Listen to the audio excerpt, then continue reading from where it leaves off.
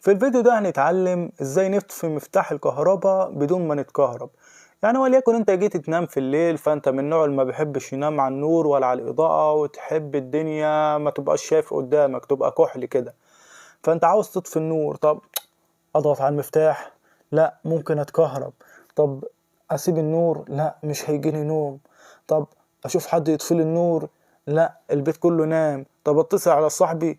هيضحك عليا، يقول لي برضو متصل عليا عشان اجي اطفي لك النور وكده. ليه يا عم انت مش عارف؟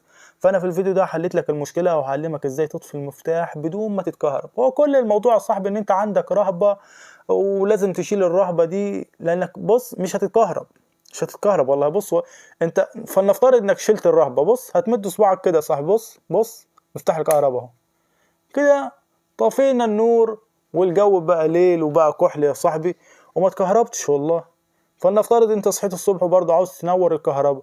بص يا صاحبي، صباعي اهو تمام، ادي المفتاح يا صاحبي، ما اتكهربتش. تطفي زي ما انت عايز. بص يعني انا ايدي اهي ما اتكهربتش، المفتاح مش بيكهرب والله. بس لحد هنا وصلنا لنهاية الفيديو، وما تنساش تشترك في القناة وتفعل زرار الجرس وتضغط لايك للفيديو.